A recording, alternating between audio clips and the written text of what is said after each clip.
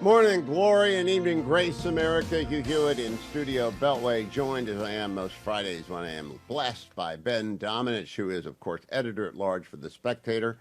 He is also a Fox News contributor and now the host of the Big Ben podcast, to which I will be liking and subscribing immediately after the show. I just learned about the Big Ben podcast.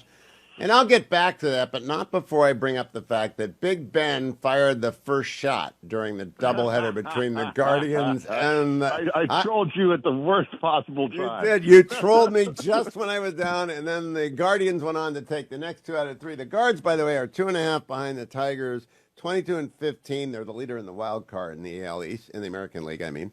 Nats are 17-21. 7 games back in their own division, and apparently they forgot you have to have a bullpen to play Major League Baseball. Let me put it this way, Hugh. Here are a couple of stats for you.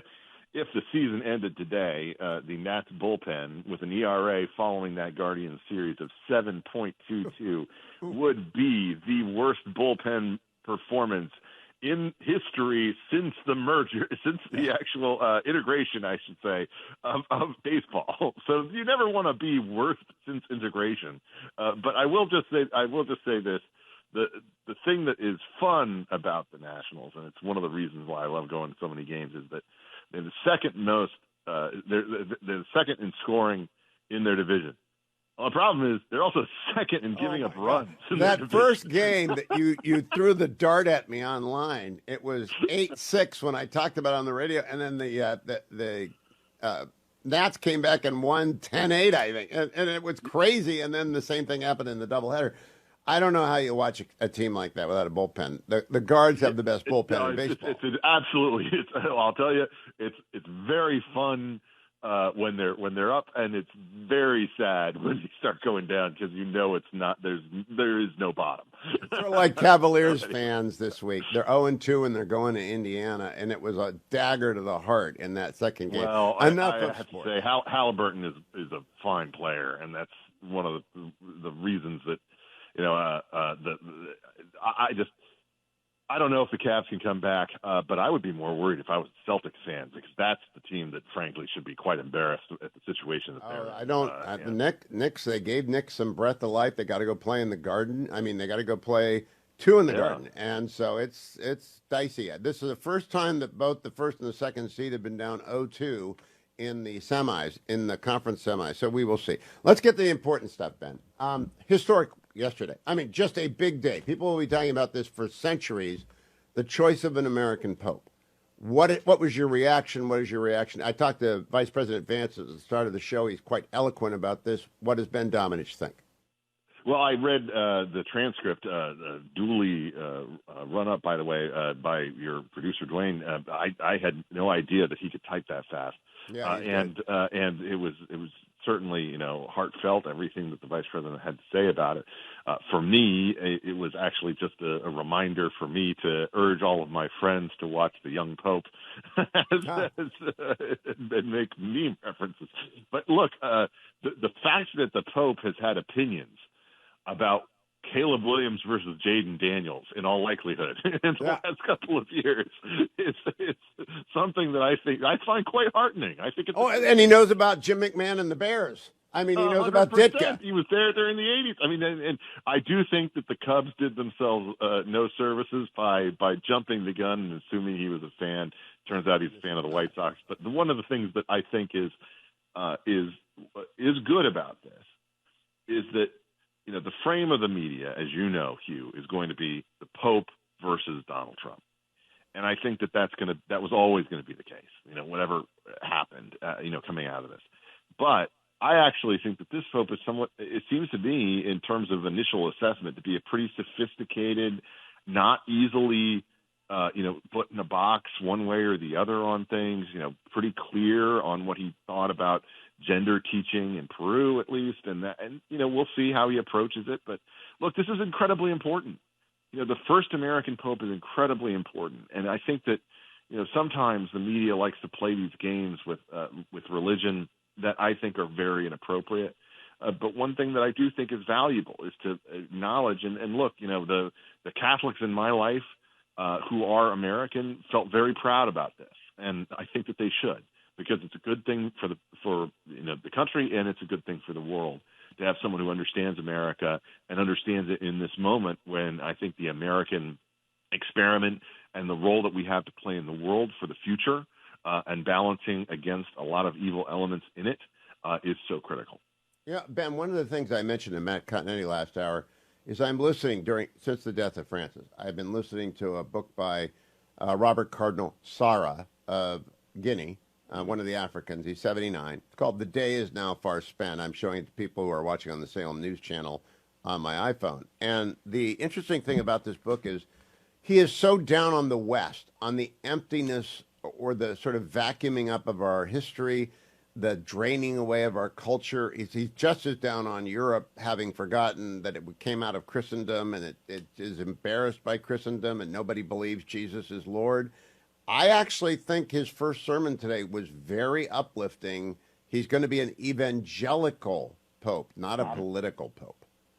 Yeah, I agree with that analysis, and I also think that one of the things that we have to understand about this current moment in our history is that we have never been in more need of a true religious revival in the West than I think we are right now in terms of all the different things, all the different elements of life that are leading you astray and that are leading you away from family and neighborhood, from commitment and from understanding of the world around you and the right priorities.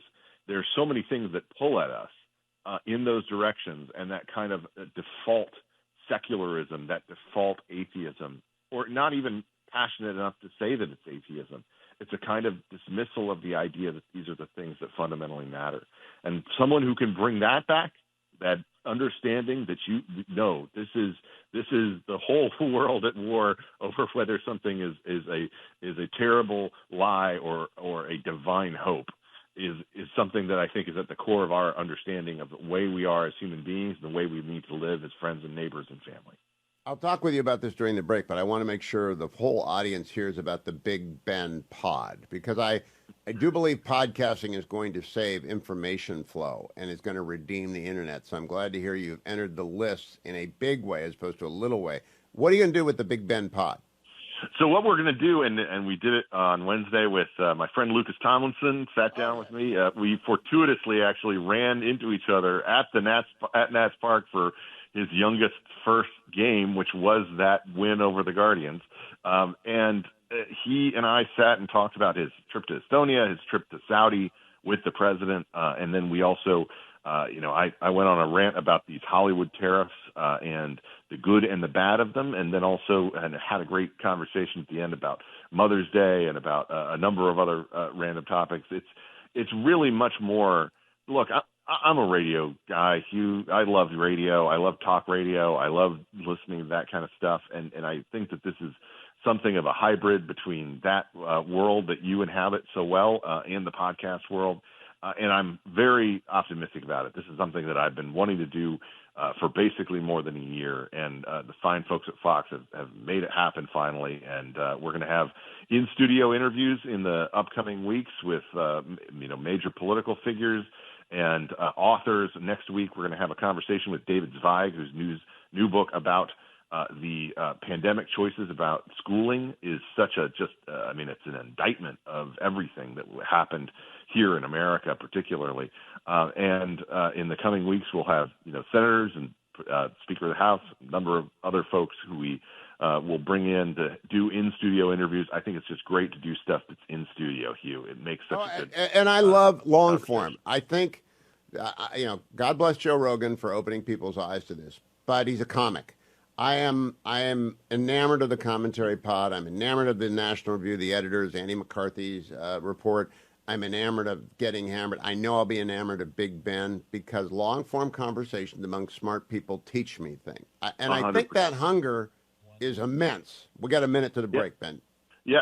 I mean, a good example of that, quite frankly, is, people may not, know Lucas all that well, but he, normally when he goes on Fox, he's going on for 60 to 90 seconds.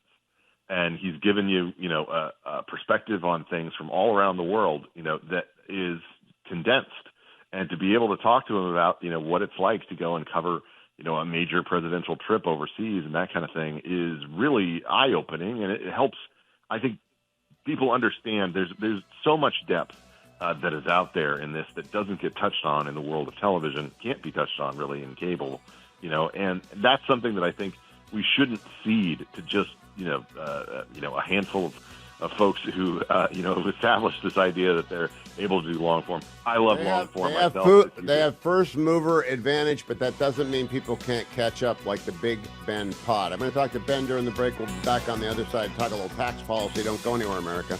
So I'm back with Ben Domenech. Ben, one of the things I talked to President Trump about this week and Vice President Vance is Trump derangement syndrome. And it's not a joke. The new issue of The Atlantic, which I think I've now thrown away after I've used it for both of those interviews, is, warning about autocracy, and it's the usual suspects. And then Susan Glasser went off the edge again in the New Yorker today. I really genuinely do not know what has happened to these people. He's won 2 elections legitimately. He lost one. He is not far afield from most standard positions. He's actually kind of an old Democrat turned new Republican. What is it that makes people crazy about it? Can I ask you a question about this, Hugh? Yeah. You have a longer memory than me. Is this worse than Nixon? I'm not that old, unfortunately, but I am told by the people that I knew Nixon from 1978 forward, but I was 22 then, and he'd already resigned. Yeah. I am told by people he was as hated as Trump was, and that's by Dwight Chapin and people like that. So when I interviewed him, I asked him, the president, about Nixon, and he said, the worst mistake that he made was stepping down. He should have fought. He should have, held out, essentially. And you can debate that, but the thing that really stuck out to me was he immediately had an answer, meaning that he didn't have to think about it. This is clearly something he had thought about before. And I really think that in history, you look back at, the fact that ABC had a special, the night of Nixon losing that California election, and that they invited Alger Hiss to come on, and talk about it. Yeah. It's communist, the communist spy. The way that they hated him in perspective, historically, looks insane. Especially because we're talking about the guy who created the EPA, was a fairly moderate Republican in terms of a lot of his views. So the point is just that you look at a guy like Trump and you say, you and I both know there's always this strange new respect. The strange new respect that emerges for the last Republican president. He never would have been like this guy. And we all could see that with JD Vance, the guy who you interviewed earlier on this program. There's going to be somebody at the Atlantic writing the piece in 2028. Say what you will about Donald Trump, but he's not crazy like JD Vance. That's totally going to be a piece. Let's mark that down. Let's mark that down for May 9th of 2025. Ben Domenech predicted the first strange new respect for Donald Trump against JD Vance. You're absolutely right, of course. And although I'm not sure he'll be the nominee. We got a minute. I do think we're going to have a wild... He may not be the nominee. Yeah. But again, they could do it with anybody. But the point is just this. That's how crazy this really is, because this guy has been in all reality. He is more conventionally Republican in terms of his policies than I think people appreciate. Every single time he does something, they react with their hair on fire. They react, as if this is insane and we're, slouching towards fascism. But the reality is that he is much more in the main line of what conservative voters want, what Republican voters want, and what independent voters want, which is why he got back to the presidency in the first place. Amen. I'm coming right back with Ben. Don't go anywhere. Welcome back, America. If you're just tuning in, my guest is Ben Domenech, editor-at-large for The Spectator. He is a contributor at Fox News. He is now hosting the Big Ben podcast, the first edition of which features Lucas Tomlinson, tremendous war and national security correspondent for Fox News. And I want to ask you about a trial balloon that went up yesterday about raising taxes on the highest income Americans. I think this is a horrific idea. I think it's Dick Darman 2.0. I don't care if they set it at $5 million. It doesn't impact me, but I'm afraid of the the impact politically of Republicans raising taxes. It's just not what we do, Ben. What do you think? I think it's both out of nature and I think it's unwise. Look, the truth is that the way that this argument has been seeded by many who should know better, I think is very unfortunate. It's actually not a populist opinion from my perspective. One of the reasons being, of course, that as you and I know, this is the kind of thing that's going to hit a lot of people who own small businesses, who are, major, figures in their neighborhoods and communities in ways that Republicans like to have pillars of communities exist. I don't like seeding this argument to the left about, the idea that this is, a situation where people should be penalized simply for having success and being able to employ and have money flow out of their households into the community as we know that they do. There's other ways to approach this problem and to argue it. But one thing that I do think is important is that Republicans make clear that they're going to stand up for working class Americans and for American families. And that's something that I think is the right inclination when it comes to the way that we structure our tax policy. These people deserve to have a raise every time Republicans come into office, and that raise is achieved by cutting their taxes and allowing them to keep more of their own money. Oh, the best thing he came up with on the trail, no tax on tips, no tax on Social Security is a big deal for seniors, and I think that's both ends of the working spectrum, people who've retired and people who are working hard at labor jobs. Yeah, look, I mean, there's so many people who are paying so much more in payroll tax than they are in terms of income tax in America. And I think that Republicans need to understand, and this is one thing that Josh Hawley is right about, is those are your voters now. Those are part of your constituency, and representing them and their interests is something that I think is good for the party. All right, now I want to close on Iran. I talked to President Trump on Wednesday about it. He said, look, they have two choices. They can blow up their centrifuges and program nicely, or we can blow it up viciously. JD Vance came on the show and said there is no daylight between the president, Marco Rubio, and Pete Hegseth. That we all agree on the same thing, and the restrainer nonsense is nonsense. Do you think? I just can't imagine Trump walking it back and signing on to the son of the JCPOA. It was such a bad idea to begin with. They can't have a nuke. It is that simple. He's a deal maker, and he hates bad deals, and he knows a bad deal when he sees one. That's my view of this, and that's a bad deal. So, look, we can be concerned about some of the things that Witkoff has said. Frankly, everything that I've heard from Pete publicly, in saying, definitively that we could not accept any kind of continuing nuclear program within Iran, I view that as being the president's position too. And it's just about getting there. And so you can have debate about how to get there. You can have disagreement about how to get there. But I really do believe that JD Vance is actually correct when he says that there is much less of a gap between these different factions than people seem to think. It's more about a disagreement about strategy or a disagreement about approach. And that really is just, something that I think the president finds healthy, in the same way that he likes to throw things out there and have people debate it in front of him. And then he comes in at the end and says, all right, I think you won that argument. I'm going to stay with you on this. And that sort of thing, I think, is pretty healthy and has happened in the past. It's just a lot more public in this administration than it was. And one more thing I'll just say about that. I think that, you have been on the JD Vance, sort of deployment bandwagon, earlier than other people have. I think your analysis of the way that Trump is deploying him is dead on. He is sending him out there to do these things, to meet with other world leaders, and to be kind of the tip of the spear on stuff in a way that I think is really helpful to this administration. He's so smart, Ben. I mean, when I asked him today, you may not have heard, said, "Are you if you act like Vice President Pence did, and you get the last interview with the Supreme Court would-be nominees," and that's what Mike Pence interviewed them all and always gave his recommendation privately to the president. So what would you ask? And he, without a blink, he said, "Oh, that's a good question. I guess I'd want to know if they had courage, because Alito and Thomas have courage, and it takes courage to stand up against the mob these days."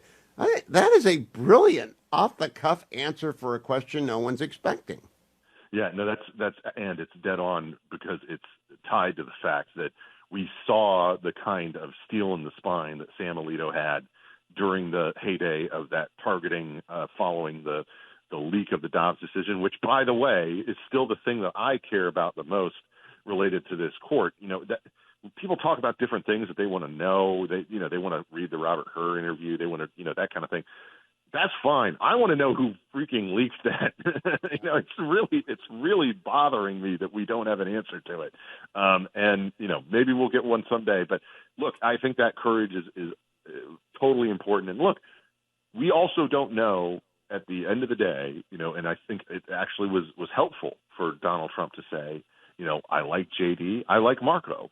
It gives us some perspective on the fact that this is going to be a competition to lead this new party that Donald Trump has remade, this coalition of the right and independents, who, the media tells us they're only in it because Donald Trump's a celebrity, and they're like, I don't believe that. I heard Glenn Youngkin last weekend, and he blew the roof off of the Job Creators Network Summit. Summit. Heard. No, I was not there because I was out of town, but I have. You are probably the 14th or 15th person to tell me about this, that he is definitely somebody who people are keeping an eye on. And look, though, there's a race to be won in Virginia this year that is going to be very competitive, and the left is going to pull all its stops out, and they're going to enlist all the bureaucrats in Northern Virginia to come out against Winsome Sears, and we're going to have to see what I'm going to do everything I can to vote for Winsome Sears and work hard for and have her on, but it's just an uphill battle and an off year when you've won the White House in Virginia, yep, right? It always is. It sickens me that we have this stupid system where popular governors can't run for re-election in this. But Loudoun County is helping her. I don't know. Have you followed this? It most certainly is, but but with craziness and unfortunately at the cost of the experiences of our young men and women. It's heinous. I lived in Loudoun County, by the way, Hugh. Heinous for is a good word. Years. Heinous is a good word. It is heinous. So it's unacceptable what they've done. Why did you live in Loudoun County? Sorry? Why did you live in Loudoun? My family, when we moved up here, we couldn't afford to live closer in, and so my dad had a long commute.